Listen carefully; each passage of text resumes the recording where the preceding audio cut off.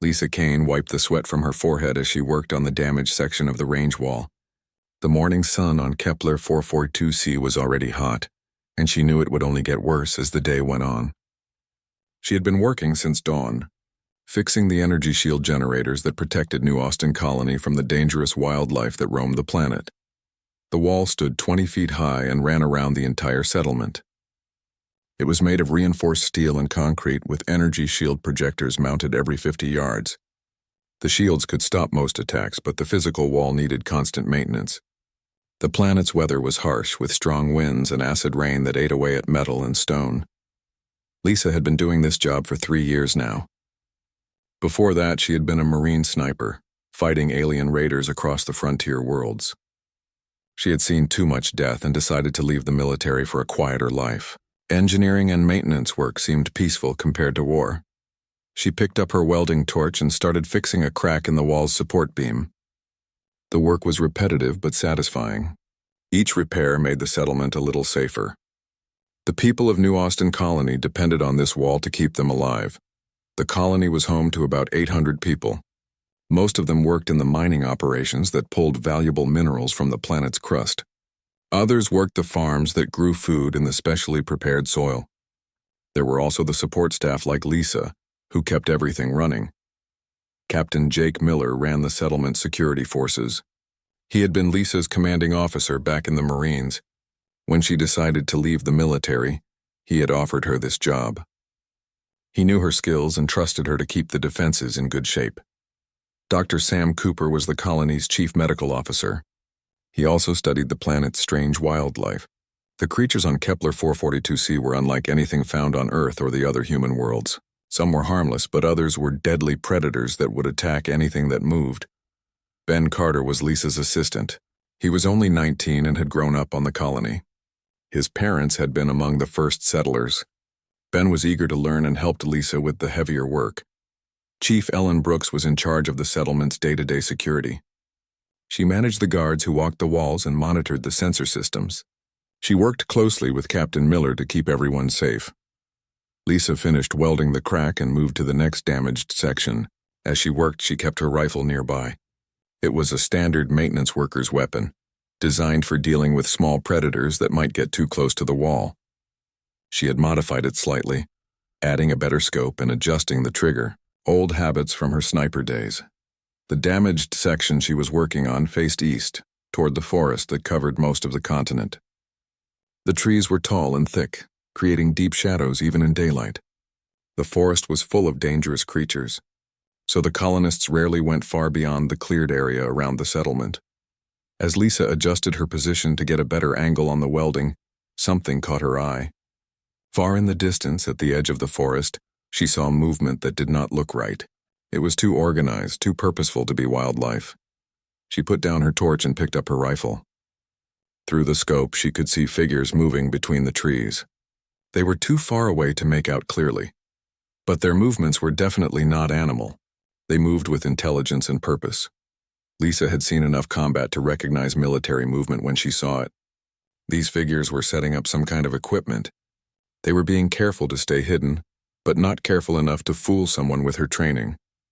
Her heart began to beat faster as she realized what she was looking at. These were not human figures. They were too tall and moved differently. The shape was wrong. These had to be aliens.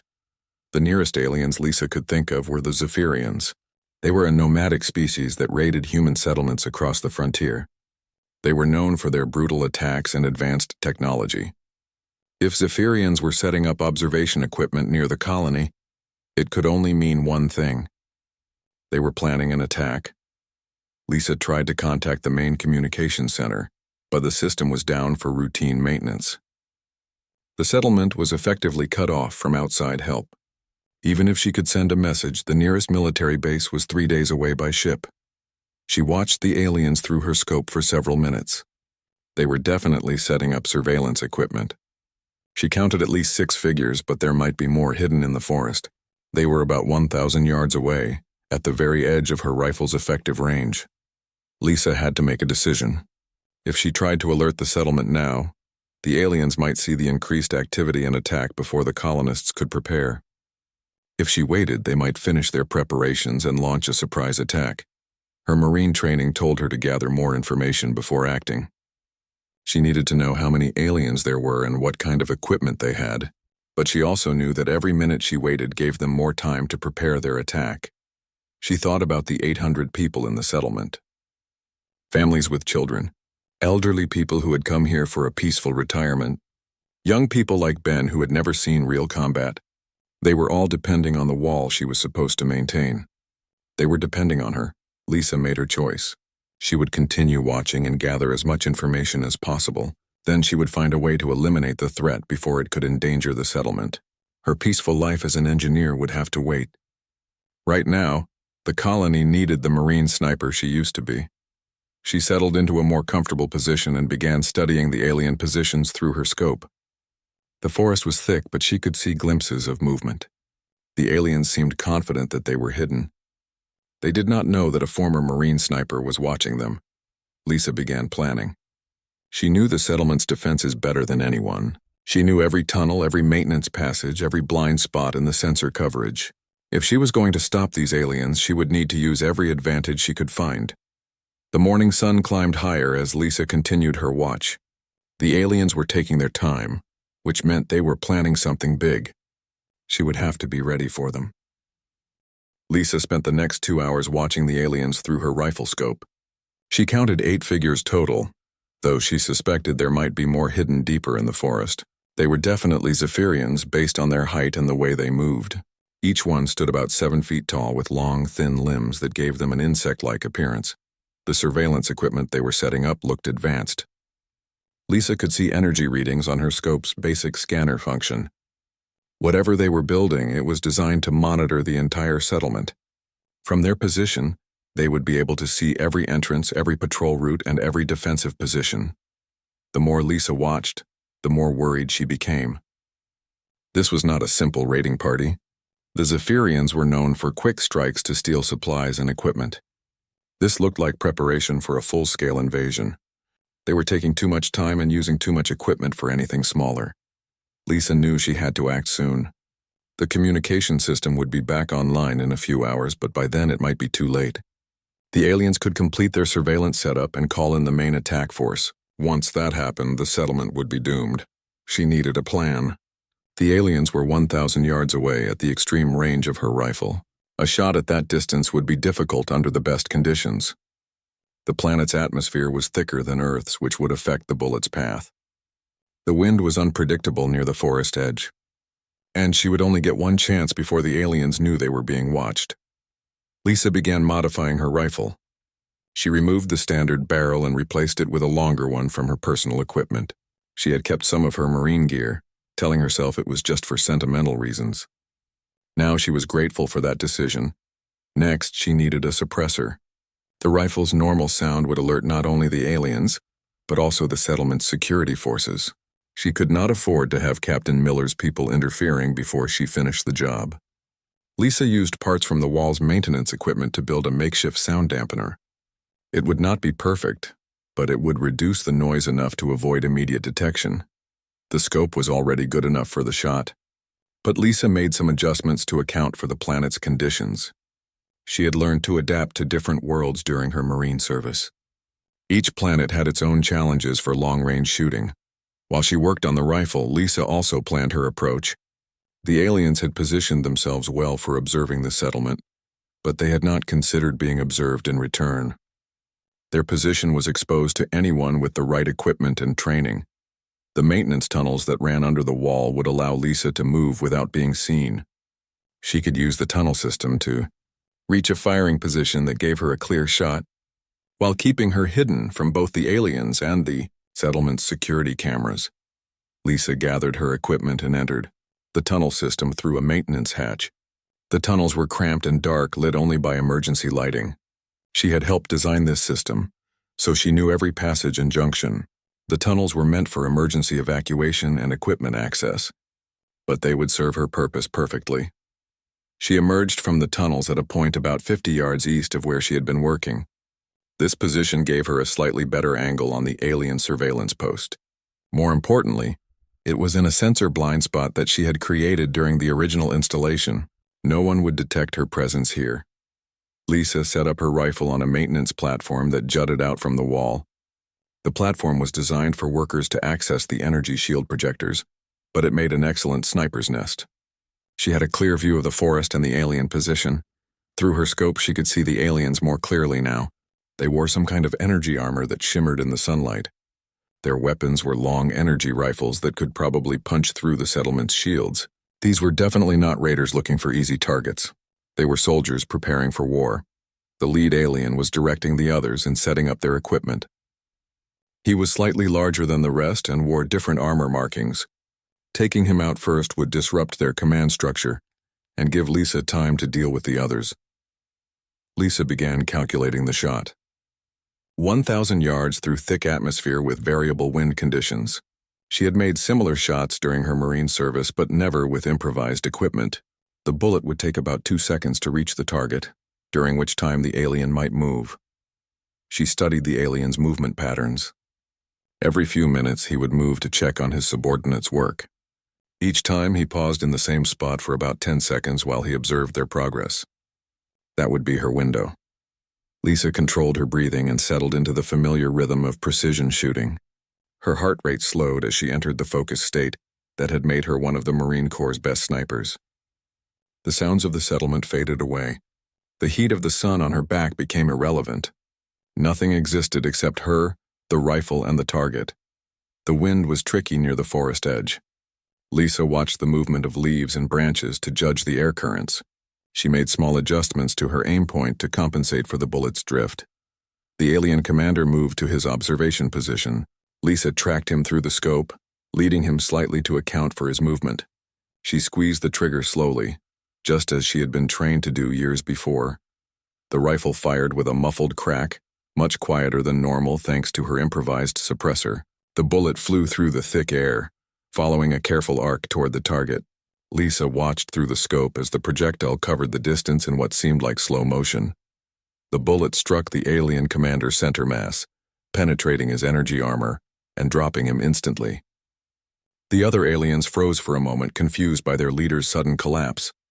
They had not heard the shot and did not immediately understand what had happened. Lisa was already adjusting her aim to the next target. The aliens' confusion would not last long. Once they realized they were under attack, they would either flee or return fire. She needed to eliminate as many as possible before they could react. Her second shot took down the alien working on the main surveillance device. The others finally understood they were being hunted and began looking for cover. But they were in an exposed position with nowhere to hide. Lisa's third and fourth shots found their targets before the remaining aliens could take effective cover.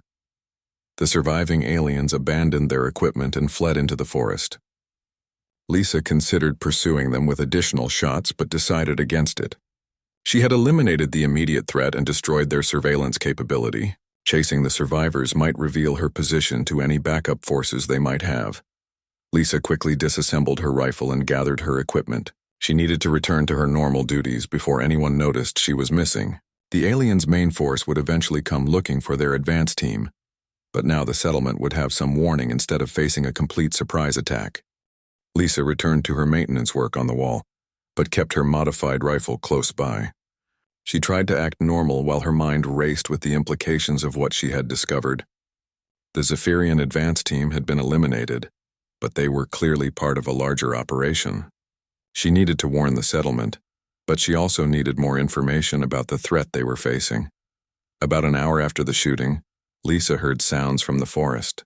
Through her scope, she could see more movement among the trees. The surviving aliens had returned with reinforcements. This time there were at least 15 figures, and they were moving more carefully. They had found the bodies of their advance team. The new group was different from the scouts. These aliens wore heavier armor and carried larger weapons. Lisa recognized them as Zephyrian assault troops, the kind used for major attacks on defended positions. Their presence confirmed her worst fears. This was definitely an invasion force, not a raiding party. The assault troops were setting up a new observation post, but this time they were being much more careful. They had learned that humans were watching and could strike at long range. They positioned themselves behind trees and used portable shields to block potential sniper fire. Lisa realized she was facing a serious problem. The aliens now knew that the settlement had long-range capabilities, but they did not know how extensive those capabilities were. If she revealed too much of her skill too soon, they might call for even more reinforcements. But if she did nothing, they would complete their surveillance and launch their attack. She decided to continue gathering intelligence while appearing to do normal maintenance work. The aliens were clearly preparing for a major assault, but they needed to know exactly what they were facing. Lisa could use their caution against them by making them think the settlement had more defenses than it actually did. Through her scope, Lisa studied the new alien positions. The assault troops had brought some kind of heavy scanner equipment. They were conducting detailed surveillance of the settlement's defenses, mapping the energy shield coverage and identifying weak points. They were also looking for the sniper who had killed their advance team. Lisa watched one alien in particular who seemed to be in charge of the scanning operation. He was larger than the others and wore more elaborate armor markings. His equipment was more advanced, and the other aliens deferred to him. Taking him out would disrupt their intelligence gathering, but it would also reveal her position to the rest of the force. She decided to wait. The aliens were being thorough in their preparations, which meant they would be there for several more hours. Lisa could use that time to prepare her own surprises for them. The maintenance tunnels under the wall connected to the settlement's main infrastructure. Lisa used her access codes to reach the central control room without being seen by the security patrols. The room was empty during the day shift as most monitoring was done from the main security center. Lisa accessed the settlement's sensor network and began making subtle changes to the defensive systems. She increased the power output of several energy shield projectors, making them appear stronger than they actually were.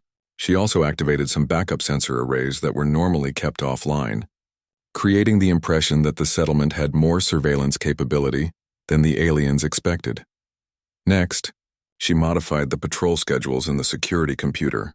Instead of the normal random patterns, she programmed specific routes that would make the guards visible to the alien observers at key times. This would give the aliens a false impression of the settlement's defensive strength. Lisa also planted false information in the communication logs. She created fake messages indicating that military reinforcements were expected within hours. The aliens would probably intercept these communications and might delay their attack to avoid facing additional human forces. After finishing her electronic deception, Lisa returned to the wall through the tunnel system. She emerged at a different maintenance station, one that gave her a better view of the alien positions. The assault troops were still conducting their surveillance, but they seemed more cautious now. Her modifications to the defensive systems were having the desired effect. Through her scope, Lisa could see that the aliens had detected the changes in the settlement's energy signatures. They were reassessing their attack plans based on what they thought were improved defenses. The alien commander was studying readings on a portable scanner, clearly puzzled by what he was seeing. This was exactly what Lisa had hoped for. The aliens were professional soldiers who relied on accurate intelligence before attacking. By feeding them false information, she was buying time for the settlement while making the aliens question their original plan. But Lisa knew her deception would only work for so long. Eventually, the aliens would either figure out what she was doing or decide to attack regardless of the apparent defensive improvements. She needed to be ready for either possibility. Lisa began preparing for a longer engagement. She gathered additional ammunition from the maintenance supplies and positioned it at several different firing points along the wall. She also set up backup rifles at alternative positions, in case she needed to move quickly during the battle. The alien commander was still studying his scanner readings when Lisa noticed something that made her heart race. Far in the distance, beyond the current alien positions, she could see more movement in the forest. Much more movement. The assault troops were just the beginning. A much larger force was gathering deeper in the woods. Lisa estimated there were at least 50 additional aliens moving through the forest. Some appeared to be carrying heavy weapons that could breach the settlement's main shields. Others were setting up what looked like communication equipment, probably to coordinate with other Zephyrian forces in the area. The situation was worse than she had thought. This was not just an attack on New Austin Colony. It was part of a coordinated campaign to establish Zephyrian control over this entire region of space. If they succeeded here, they would have a base from which to attack other human settlements. Lisa knew she had to act decisively. The settlement's normal defenses would not be enough to stop a force this size. She needed to disrupt their preparations and force them to attack before they were ready. That would give the colonists a better chance of survival. She selected her target carefully. The alien commander with the scanning equipment was the key to their intelligence operation. If she could eliminate him and destroy his equipment, the other aliens would be operating blind. They would have to choose between retreating or attacking with incomplete information. Lisa settled into her firing position and began calculating the shot. The range was still about 1,000 yards, but the wind conditions had changed. The alien was also partially concealed behind a portable shield, which meant she would have to wait for the right moment when he was fully exposed. The commander moved away from his shield to get a better reading on something in the settlement. Lisa tracked him through her scope, waiting for the perfect moment. When he stopped to adjust his scanner, she took the shot. The bullet traveled the full distance and struck the alien commander exactly where she had aimed. He dropped instantly, and his expensive scanning equipment shattered when it hit the ground. The other aliens immediately took cover, but the damage was done. Their intelligence-gathering operation had been crippled. Lisa quickly moved to a different position as energy bolts began striking the wall near her previous location. The aliens had finally located her general area and were returning fire. But their shots were inaccurate at such long range, and the wall's armor plating protected her from most of the incoming fire. The loss of their commander and scanner equipment threw the alien assault troops into confusion. Without accurate intelligence about the settlement's defenses, they could not finalize their attack plan. Lisa had bought the colony more time, but she knew the main battle was still to come. The alien return fire intensified as more of their assault troops joined the shooting. Energy bolts crashed against the wall's armor plating, leaving scorch marks and small craters. Lisa kept moving between different firing positions, never staying in one place long enough for the aliens to get an accurate fix on her location. She knew she could not hold them off alone much longer. The aliens were beginning to coordinate their fire, and soon they would either hit her or force her to retreat completely. It was time to alert the settlement to the danger. Lisa made her way back to the central control room through the maintenance tunnels. This time she did not try to hide her presence. She activated the settlement's emergency alert system, sending alarm signals to every building and work site in the colony. The response was immediate.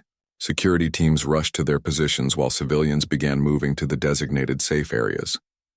Captain Miller's voice came over the communication system, calling all defensive personnel to their stations. The settlement had drilled for this kind of emergency, but no one had expected it to happen so soon. Lisa contacted Captain Miller directly through the command frequency.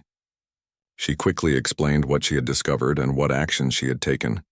Miller listened without interruption, his military training allowing him to process the information quickly. "How many are we facing?" Miller asked when Lisa finished her report. "At least 60 that I can see, probably more coming," Lisa replied. "They have heavy weapons and assault armor. This is not a raiding party, Captain. This is an invasion force." Miller was quiet for a moment as he considered the implications. New Austin Colony had defenses designed to deal with raiders and wildlife, not a full military assault. The energy shields could stop most attacks, but they were not designed for sustained combat against heavy weapons. "What do you recommend?" Miller asked. Lisa had been thinking about that question since she first spotted the aliens. "We need to make them attack before they are ready. Right now they are confused and disorganized. If we give them time to regroup and call in more forces, we will be overwhelmed. How do we force them to attack? I can keep picking off their commanders and equipment operators. Without leadership and intelligence, they will have to either retreat or attack with what they have. If we are lucky, they will choose to attack." Miller understood immediately. A disorganized attack would be much easier to defend against than a coordinated assault by a larger force. "Do what you need to do. I will prepare the defenses." Lisa returned to the wall with renewed purpose. The settlement's defenders were taking their positions, and she could see the energy shields powering up to full strength. The colonists were scared but determined. They had built this settlement with their own hands, and they would not give it up without a fight. Through her scope, Lisa could see that the aliens were also reacting to the alert. They had observed the increased activity in the settlement and knew their presence had been discovered. Some of them seemed to be arguing about what to do next. Without their commanders, they were having trouble making decisions. Lisa selected her next target, an alien who appeared to be trying to take command of the confused assault troops. She took the shot from a new firing position, adding to the alien's confusion about where the human sniper was located. The bullet found its mark and another potential leader was eliminated. The aliens began moving closer to the settlement, but they were being cautious. They were still trying to gather intelligence about the human defenses while staying out of range of the sniper, who had been picking them off.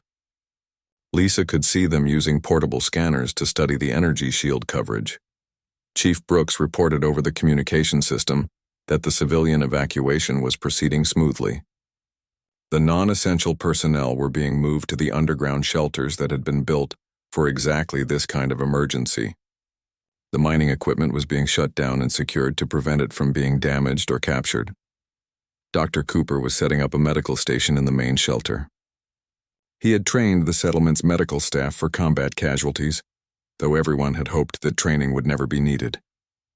Ben Carter was helping to secure the power generation equipment that kept the defensive systems running. Lisa continued her harassment of the alien forces. Every time they tried to organize, she would eliminate whoever seemed to be taking charge.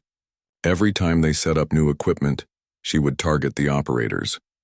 The aliens were learning to fear the unseen sniper who could strike at impossible ranges, but Lisa could see that her tactics were having limitations. The aliens were adapting to her presence. They were using more cover and moving in smaller groups. They were also bringing up heavier weapons that could potentially reach her positions on the wall. The alien force was also getting reinforcements. Lisa counted at least 20 new arrivals, including some wearing different armor that she did not recognize. These new aliens carried different weapons and moved with the confidence of elite troops. The situation was getting worse despite her efforts. Captain Miller contacted her again. "Lisa, our sensors are detecting movement all around the settlement. It looks like they are trying to surround us." Lisa moved to different observation points to confirm Miller's report. Sure enough, alien forces were positioning themselves on all sides of the colony. They were no longer trying to conduct surveillance. They were preparing for a coordinated assault from multiple directions. "Captain, they are about to attack," Lisa reported. "I count at least 80 hostiles, possibly more. They have positioned forces to hit us from the north, east, and south. The western approach is still clear, but that might be intentional." "Understood. All defensive teams prepare for imminent assault," Miller announced over the general communication channel. Lisa knew that once the attack began, her role would change. She would no longer be able to pick off individual targets from long range. The aliens would be moving too fast and using too much cover. She would need to focus on the most important targets, the ones that posed the greatest threat to the settlement's defenses. The first sign of the attack was a coordinated bombardment of the settlement's energy shields. Multiple alien heavy weapons opened fire simultaneously, creating a spectacular light show as energy bolts crashed against the protective barriers. The shields held, but Lisa could see the power indicators dropping as the generators strained to maintain protection. Then the assault troops began their advance. They moved in small groups using covering fire to protect each other as they closed the distance to the wall. Their tactics were professional and well coordinated despite the loss of their original commanders. Lisa focused her fire on the aliens carrying the heaviest weapons. These were the ones that could potentially breach the shields or damage the wall itself. Each shot had to count now, as the aliens were moving fast and providing covering fire for each other. The settlement's other defenders opened fire as the aliens came within range of their weapons. Energy bolts and projectile rounds crisscrossed the battlefield as both sides fought for advantage. The sound was deafening, and smoke from weapon impacts began to obscure the battlefield. Lisa could see that the aliens were concentrating their attack on the eastern wall, where she had been conducting her maintenance work that morning. It seemed like a lifetime ago that she had been peacefully welding support beams. Now she was fighting for the survival of everyone she had come to care about in the 3 years since leaving the Marines. The battle for New Austin Colony had begun in earnest. The alien assault was more intense than anything Lisa had experienced even during her Marine service. Energy weapons fired continuously, creating a constant thunder that shook the ground. The settlement's shields flickered under the bombardment, their blue glow pulsing as the generators struggled to maintain power. Lisa moved from position to position along the wall, targeting the aliens who posed the greatest threat. Her shots were careful and precise, each one aimed at disrupting the enemy advance. She eliminated alien heavy weapon operators, forcing their teams to slow down while new personnel took over the equipment. The eastern wall was taking the heaviest fire. The aliens seemed determined to breach that section, possibly because they thought it was the weakest point. Captain Miller had positioned most of his defenders there, but they were being pushed hard by the alien assault troops. Chief Brooks reported that one of the shield generators was failing. The constant bombardment had overloaded its power systems, and the technicians were having trouble keeping it running. If that generator failed, it would create a gap in the defenses that the aliens could exploit. Ben Carter volunteered to repair the failing generator. The repair required someone to work outside the protection of the shields, exposed to alien fire. Lisa provided covering fire as Ben ran to the generator station and began working on the damaged systems. An alien sniper had taken position in the forest and was targeting Ben while he worked. Lisa located the enemy shooter through her scope and eliminated him with a single shot. Ben continued his repairs while Lisa watched for other threats. Dr. Cooper was treating wounded defenders in the medical station. The colony's defenders were fighting bravely, but they were taking casualties. Several guards had been hit by alien energy weapons, and Cooper was working to keep them alive with limited medical supplies. The aliens tried to concentrate their fire on the shield generators, hoping to bring down the settlement's main defense. Lisa realized they had learned about the importance of the generators from their earlier surveillance. She began targeting any alien who seemed to be directing fire at the power systems. A new group of aliens appeared on the northern approach. These wore different armor and carried weapons that Lisa did not recognize. They moved differently from the assault troops, with more stealth and precision. Lisa suspected they were special forces, sent to infiltrate the settlement while the main attack distracted the defenders. She contacted Captain Miller to warn him about the new threat. Miller quickly repositioned some of his forces to cover the northern wall. The Special Forces aliens were more dangerous than the regular troops, because they were trained to bypass defenses rather than assault them directly. Lisa adjusted her position to get a better view of the northern approach. Through her scope, she could see the alien Special Forces setting up some kind of device near the wall.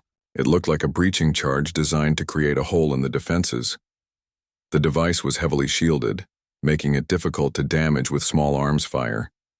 Lisa needed a different approach. She remembered that the wall's maintenance system included emergency charges for clearing debris. If she could detonate one of those charges near the alien device, it might destroy their equipment. Lisa used her access codes to activate a maintenance charge built into the wall structure. The explosion destroyed the alien breaching device and eliminated several of the Special Forces troops. The surviving aliens retreated back into the forest, their infiltration attempt having failed. Ben Carter successfully repaired the damaged shield generator, restoring full power to the eastern defenses. The shields glowed brighter as the repaired system came back online. The aliens' bombardment became less effective as the strengthened shields absorbed more of their fire. The alien assault began to lose momentum as their casualties mounted. Lisa's precision shooting had eliminated many of their key personnel, while the settlement's other defenders had held their positions despite heavy pressure. The aliens were learning that humans were much more difficult to defeat than they had expected. Captain Miller reported that ammunition was running low for some of the defensive positions. The colonists had not expected to fight such a large battle, and their supplies were limited. Lisa knew that if the battle continued much longer, the defenders would be overwhelmed simply through lack of ammunition. She decided to target the alien command structure more aggressively. If she could eliminate enough of their leaders, the remaining aliens might lose the will to continue fighting.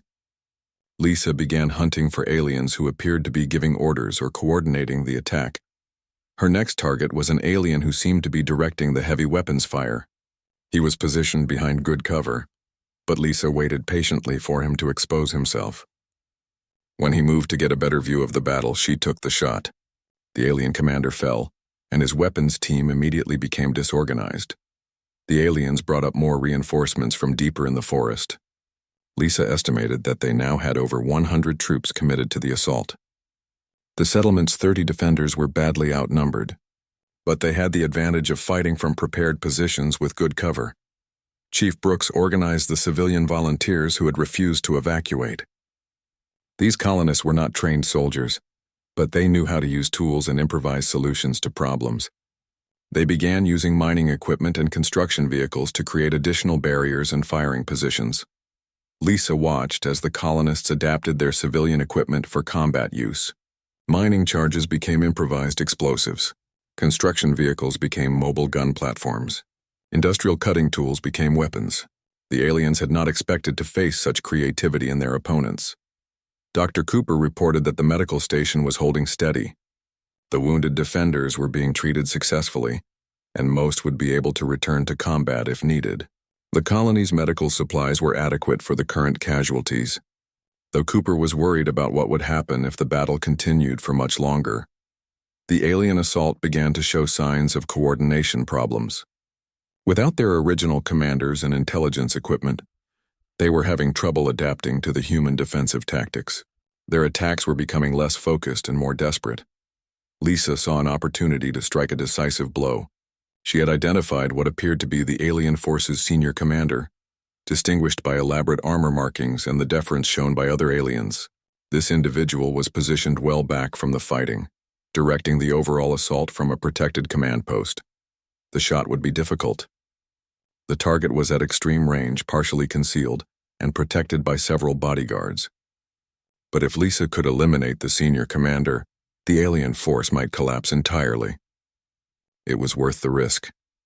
Lisa moved to her best shooting position and began calculating the shot. The wind had changed direction, and the target was moving unpredictably. She would have to wait for the perfect moment when all conditions aligned. The alien commander moved into the open to observe the battle through some kind of optical device. Lisa tracked him through her scope, adjusting for wind and distance. When he stopped moving, she took the shot. The bullet traveled over 1,200 yards through the thick atmosphere. It struck the alien commander's center mass, penetrating his armor and dropping him instantly. The effect on the alien force was immediate and dramatic. Without their senior commander, the alien assault began to fall apart. Individual units started making their own decisions about whether to continue fighting or retreat. The coordinated attack became a series of unconnected skirmishes as alien morale collapsed. Captain Miller ordered a limited counterattack to drive the aliens back from the settlement's perimeter. The colonists advanced from their defensive positions, pursuing the retreating aliens and capturing abandoned equipment. The battle for New Austin Colony was turning in favor of the defenders. The alien retreat was not orderly. With their command structure shattered by Lisa's precision shooting, individual alien units were making their own decisions about whether to continue fighting or flee. Some groups tried to maintain their positions and keep fighting, while others abandoned their equipment and ran for the forest. Captain Miller saw the opportunity and acted quickly. He organized the settlement's defenders into pursuit teams, each led by experienced security personnel. Their mission was to drive the aliens away from the settlement and prevent them from regrouping for another attack. Lisa continued providing sniper support from the wall. She could see alien stragglers trying to reach the safety of the forest, and she eliminated the ones who appeared to be leaders or who were carrying important equipment. Every alien officer or specialist she stopped was one less threat the settlement would face if the aliens tried to attack again. Ben Carter had proven himself during the battle by successfully repairing the shield generator under fire. Captain Miller assigned him to help secure the alien equipment that had been abandoned during the retreat. Much of it was advanced technology that could be useful for improving the settlement's defenses. Chief Brooks led one of the pursuit teams, chasing a group of aliens who had been operating heavy weapons during the assault. Her team managed to capture several pieces of alien artillery equipment before the aliens could destroy it. The captured weapons would be studied by the settlement's technical staff. Dr. Cooper was busy treating both human casualties and alien prisoners. Several aliens had been wounded during the retreat and captured by the pursuit teams. Cooper's medical oath required him to treat all patients regardless of species. Though he kept the alien prisoners under heavy guard, the pursuit teams were careful not to chase the aliens too far into the forest. The trees provided excellent cover for ambushes, and Captain Miller did not want to risk his people in unfamiliar terrain. The goal was to drive the aliens away, not to start a running battle in the wilderness. Lisa watched the retreat through her scope, looking for signs that the aliens might be planning a counterattack. She could see scattered groups of aliens moving deeper into the forest, but they appeared to be genuinely fleeing rather than repositioning for another assault. The settlement's communication system finally came back online after the maintenance period. Captain Miller immediately sent messages to Colonial Command, reporting the attack and requesting reinforcements. The nearest military base was still 3 days away, but at least help was coming. The response from Colonial Command was immediate and concerned. The Zephyrians had not mounted such a large-scale attack in this sector before. The assault on New Austin Colony might be part of a broader offensive against human settlements in the region. Additional reports began coming in from other colonies. 3 settlements had reported Zephyrian activity in the past week, and 1 had gone silent completely. It appeared that the aliens were indeed conducting a coordinated campaign to establish control over this part of space. Lisa realized that her actions had done more than just save New Austin Colony. By disrupting the alien assault and eliminating their commanders, she had probably prevented them from gathering intelligence that would have been useful for attacks on other settlements. The aliens' failure here would make their other operations more difficult. The pursuit teams began returning to the settlement as the afternoon wore on. They brought with them captured alien equipment, wounded prisoners, and reports of the enemy retreat.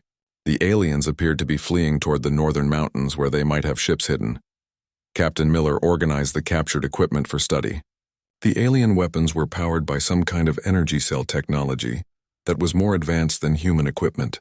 The armor was lightweight but provided excellent protection against both energy and projectile weapons. The alien prisoners were questioned by Captain Miller and Chief Brooks. Most of them refused to provide information, but one wounded alien seemed willing to talk in exchange for medical treatment.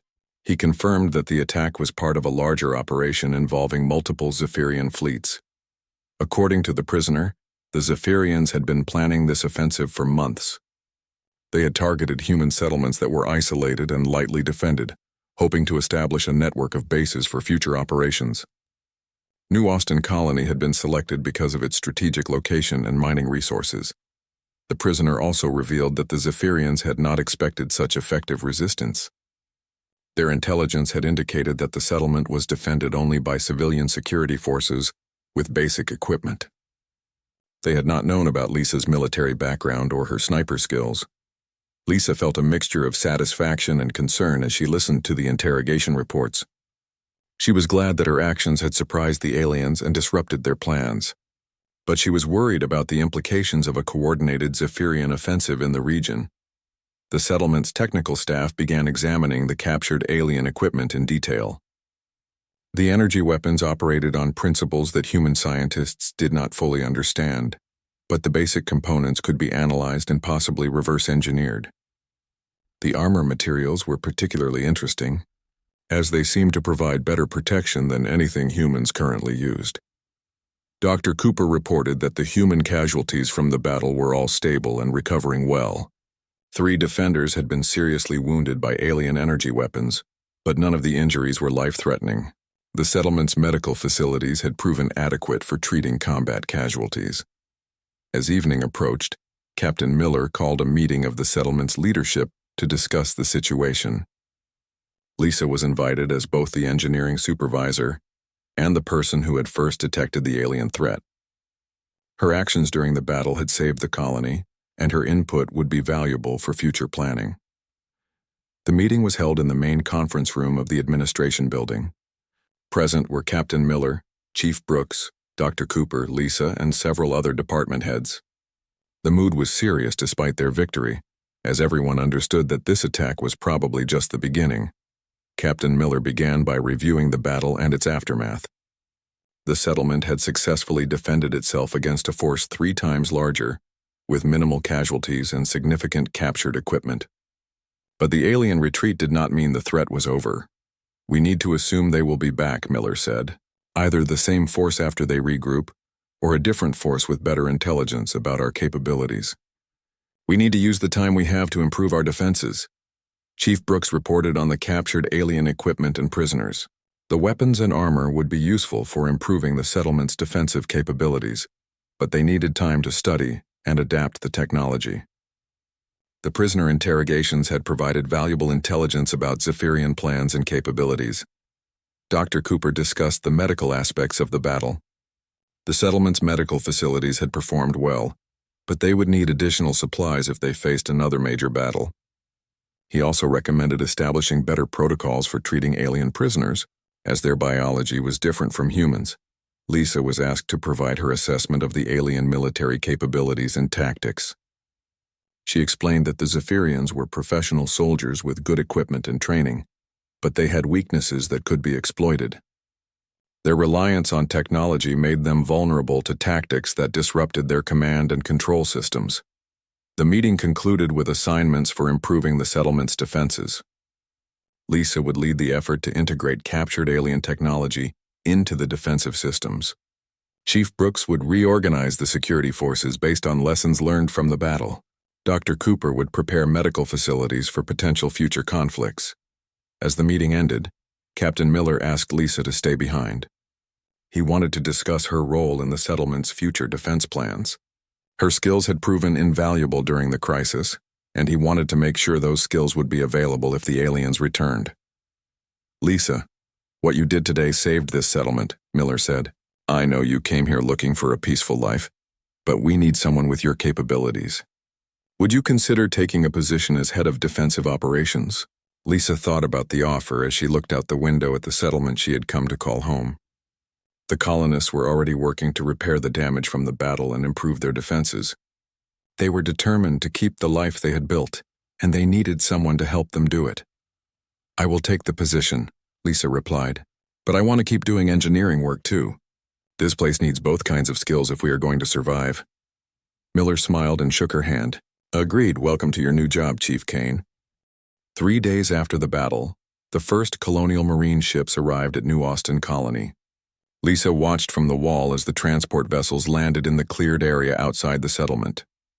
It felt strange to see Marines again after 3 years of civilian life, but she was glad they had come. Colonel Amanda Hayes commanded the Marine Relief Force. She was a veteran officer who had fought Zephyrians on a dozen worlds. Her reputation for tactical brilliance and concern for civilians made her the perfect choice to assess the situation at New Austin Colony. Captain Miller briefed Colonel Hayes on the battle and its aftermath. He explained how Lisa's early detection of the alien threat had allowed the settlement to prepare its defenses. He also described her precision shooting during the battle, which had eliminated key alien commanders and disrupted their assault. Colonel Hayes requested a private meeting with Lisa to discuss her actions during the crisis. They met in Captain Miller's office with only Miller present as a witness. Hayes was interested in the tactical aspects of Lisa's defense of the settlement. "Chief Kane, I have read your service record," Hayes said. "Your sniper scores were among the highest in Marine Corps history. But what you accomplished here goes beyond individual marksmanship. You conducted a complex military operation while maintaining your cover as a civilian engineer." Lisa explained her reasoning during the crisis. She had recognized that revealing the alien presence too early would have given them time to call for reinforcements. By eliminating their leaders and intelligence-gathering capabilities, she had forced them to attack before they were ready. The shot that took out their senior commander was particularly impressive. Hayes continued, "Over 1,200 yards in thick atmosphere with variable wind conditions.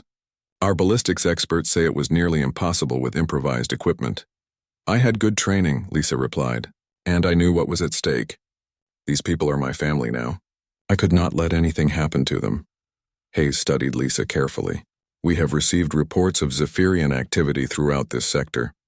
Colonial Command is organizing a major operation to drive them out permanently. We could use someone with your skills and local knowledge." Lisa considered the offer. She had just accepted the position as head of defensive operations for the settlement, and the colonists were counting on her to help prepare for future threats. But she also understood that defeating the Zephyrians would require offensive action, not just defense. "What kind of operation?" Lisa asked. "Search and destroy missions against Zephyrian bases and supply depots. We know they have established hidden facilities somewhere in this region. Finding and eliminating those facilities would prevent future attacks on civilian settlements." The idea appealed to Lisa's military instincts. The best defense was often a good offense, and striking at the alien bases would protect not just New Austin Colony, but all the settlements in the sector. But she was reluctant to leave the colonists when they still faced potential threats. Colonel Hayes seemed to understand her dilemma. You would not be permanently reassigned. This would be a temporary attachment to help with the specific operations in this sector. Once the Zephyrian threat is eliminated, you could return to your civilian position. Captain Miller spoke up. Lisa, we can handle the defensive preparations while you are gone. The Marines will leave a garrison here, and we have learned a lot from the recent battle. The settlement will be safe. Lisa thought about Ben Carter and the other young colonists who looked up to her. They needed to see that threats could be eliminated, not just endured. If she could help drive the Zephyrians out of the sector, it would make all the settlements safer. I will do it, Lisa said, but I want to be involved in planning the operations. I know this planet better than anyone, and I understand how the Zephyrians think and fight. Colonel Hayes smiled. That is exactly what we were hoping for. Welcome back to active duty, Chief Kane. The next few days were busy as Lisa prepared for the new mission. She worked with the Marine technical staff to analyze the captured alien equipment. The energy weapons could be reverse engineered to improve human defensive systems, while the armor materials offered possibilities for better protection for human soldiers. Ben Carter volunteered to help with the technical analysis. His mechanical skills and knowledge of the settlement systems made him useful for adapting alien technology to human equipment. Lisa was pleased to see him taking on more responsibility and developing his engineering abilities. Dr. Cooper provided medical intelligence about Zephyrian biology based on his treatment of the alien prisoners. He had learned that their energy weapons caused different types of wounds than human weapons, requiring modified medical procedures. This information would be valuable for treating human casualties in future battles. Chief Brooks took over Lisa's defensive preparations while she worked with the Marines. The settlement security forces had gained valuable experience during the battle, and Brooks was confident they could handle normal threats. The Marine garrison would provide backup for any major attacks. Lisa began planning reconnaissance missions to locate the hidden Zephyrian facilities. Her knowledge of the planet's geography and weather patterns would be crucial for finding alien bases in the wilderness. She also understood Zephyrian tactics well enough to predict where they might establish their installations. The Marine Force included specialists in long-range reconnaissance and deep strike operations. These soldiers were trained for exactly the kind of missions that would be needed to eliminate the alien threat. Lisa would provide local expertise while they provided the military capabilities. Colonel Hayes organized a joint planning session with Lisa and the Marine unit commanders. They studied satellite images of the region, looking for signs of alien activity. Several locations showed energy signatures that might indicate hidden bases or supply depots. Lisa pointed out areas where the terrain would be suitable for concealed installations. The Zephyrians preferred locations with good defensive positions and multiple escape routes. They also needed access to water and mineral resources to support their operations. The planning session identified 6 potential target locations within 100 miles of New Austin Colony. Each site would require careful reconnaissance before any attack could be planned. The missions would be dangerous, as the aliens would certainly have guards and early warning systems. Lisa suggested using her knowledge of local wildlife and weather patterns to avoid detection during the reconnaissance missions. The planet's dangerous predators could actually provide cover for human operations, as the aliens would expect any movement in predator areas to be natural rather than military. The first reconnaissance mission was scheduled for the following week. Lisa would accompany a small Marine team to investigate the most promising target site. The location was in the northern mountains, where the retreating aliens had been seen heading after the battle. As the departure date approached, Lisa felt the familiar mixture of excitement and nervousness that came before combat operations. She had thought her fighting days were over when she left the Marines, but circumstances had brought her back to what she did best. Captain Miller organized a send-off ceremony for Lisa and the Marine team. The entire settlement turned out to wish them luck and thank them for taking the fight to the aliens. Lisa was touched by the support of the colonists she had come to care about. Ben Carter presented Lisa with a modified scope he had built using captured alien technology. The device combined human optics with alien sensors, providing better target identification and range-finding capabilities. It was exactly the kind of innovative thinking that made humans dangerous opponents. "Bring back some good intelligence," Miller said as he shook Lisa's hand, "and come back safe. The settlement needs its chief of defensive operations." Lisa smiled as she boarded the marine transport. "I will be back. These people are my family, and no alien force is going to change that." The transport lifted off, carrying Lisa and the marine team toward the mountains where the Zephyrians were hiding. It was time to take the war to the enemy and show them that humans were not easy prey. The hunt for the alien bases was about to begin. The reconnaissance mission in the northern mountains was more successful than anyone had expected. Lisa's knowledge of the terrain and Zephyrian tactics led the marine team directly to the main alien base. Hidden in a network of caves, the facility contained supply depots, communication equipment, and planning materials for the entire regional offensive. The intelligence gathered from the base revealed the full scope of the Zephyrian operation. They had planned to attack 12 human settlements over a 6-month period, establishing a network of conquered territories that would serve as a staging area for further expansion into human space. Colonel Hayes used this intelligence to plan a coordinated strike against all known Zephyrian positions in the sector. Marine forces attacked 6 alien installations simultaneously, preventing the aliens from warning each other or coordinating their defenses. Lisa participated in 3 of these missions, providing sniper support and tactical expertise. The campaign was a complete success. Within 2 weeks, all Zephyrian forces in the sector had been eliminated or driven away. The aliens lost hundreds of soldiers, dozens of vehicles, and massive amounts of equipment. More importantly, they lost their forward bases and supply networks, making it impossible for them to return to the region. Lisa's role in the campaign was recognized by both military and civilian authorities. Her initial detection of the alien threat and successful defense of New Austin Colony had prevented a much larger catastrophe. Her subsequent participation in the offensive operations had helped ensure the complete elimination of the alien presence. Colonel Hayes recommended Lisa for the Colonial Medal of Honor, the highest decoration that could be awarded to civilian personnel. The citation praised her tactical brilliance, personal courage, and dedication to protecting human settlements. The award ceremony was held at New Austin Colony, with representatives from all the settlements that had been saved by her actions. The ceremony was attended by hundreds of colonists from across the sector. People who had never met Lisa came to thank her for preventing attacks on their homes. Children who had been evacuated during the crisis were now safe because of her courage and skill. Ben Carter had been promoted to chief maintenance engineer during Lisa's absence. He had proven himself capable of handling the settlement's technical needs, and his work integrating alien technology into the defensive systems had impressed everyone. Lisa was proud of his development and knew the settlement's future was in good hands. Dr. Cooper had published several papers on Zephyrian biology and medical treatment based on his work with the alien prisoners. His research would help medical personnel throughout human space treat casualties from future encounters with the aliens.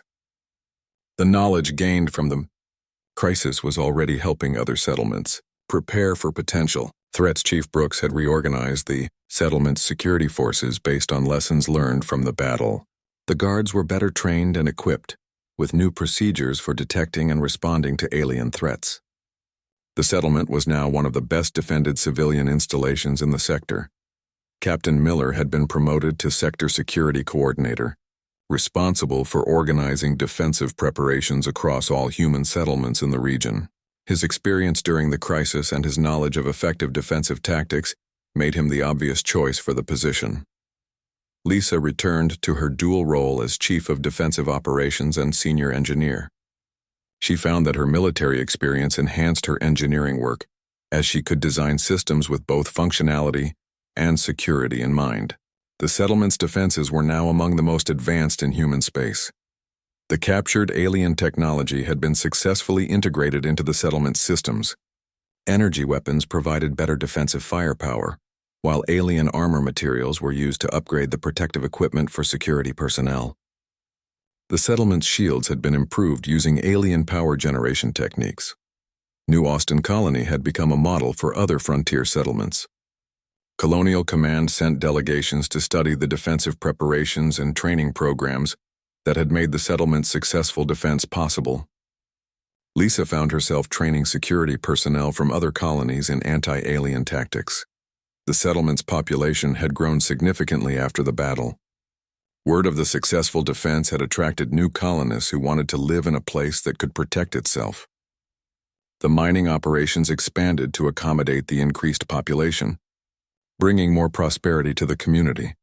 Lisa often returned to the section of wall where she had first spotted the alien reconnaissance team. The wall had been repaired and strengthened since the battle, with new sensor systems and weapon emplacements. But she remembered that morning when she had been peacefully welding support beams, unaware that her life was about to change. The scope that Ben Carter had made for her using alien technology had become her most prized possession. It represented the ingenuity and adaptability that made humans dangerous opponents for any alien force. The combination of human creativity and captured alien technology was a powerful symbol of human resilience. Colonial Command had established a permanent Marine base near New Austin Colony. The facility served as a regional headquarters for anti-alien operations and a training center for colonial defense forces. Lisa worked closely with the Marine commanders to develop new tactics and equipment for fighting alien threats. The Zephyrians had attempted to return to the sector twice since their initial defeat. Both times they had been detected early and driven off by the improved defensive networks that Lisa had helped establish. The aliens had learned that this region of space was no longer an easy target for their expansion efforts. Lisa received regular updates on Zephyrian activity throughout human space. The defeat in this sector had forced them to redirect their expansion efforts to other regions, where they faced increasingly prepared human defenses. The success at New Austin Colony had inspired defensive improvements across all frontier settlements. The settlement's children were growing up in a safer world because of the actions taken during the crisis. They learned about engineering and security as normal parts of life, understanding that their safety depended on constant vigilance and preparation. Lisa took particular pride in teaching them that ordinary people could do extraordinary things when their community was threatened. On quiet evenings, Lisa would stand on the wall and look out at the forest where the aliens had once hidden. The trees were peaceful now, home only to the planet's natural wildlife. The settlement's lights glowed warmly behind her, representing the lives and dreams of the people she had sworn to protect. The story of the engineer who became a hero during a single morning's maintenance work had spread throughout human space. Lisa's example inspired other civilians with military backgrounds to take active roles in their community's defense. The line between civilian and military had blurred on the frontier, where everyone had to be ready to fight for their survival. Lisa had found the balance she had been seeking when she left the Marines. She could use her engineering skills to build and maintain the infrastructure that supported peaceful life, while also using her military skills to protect that peace when it was threatened. Her dual expertise made her uniquely valuable to the settlement and the broader human community. New Austin Colony had become more than just a mining settlement. It was a symbol of human determination and adaptability, a place where ordinary people had faced an extraordinary threat and prevailed through courage, skill, and mutual support. The settlement's success proved that humans could thrive anywhere in the galaxy, as long as they were willing to work together and fight for what they believed in. As Lisa returned to her quarters after another day of maintaining the defenses that protected her adopted family, she reflected on the path that had brought her to this moment. A single shot from 1,000 yards away had changed not just her life, but the lives of everyone in the sector.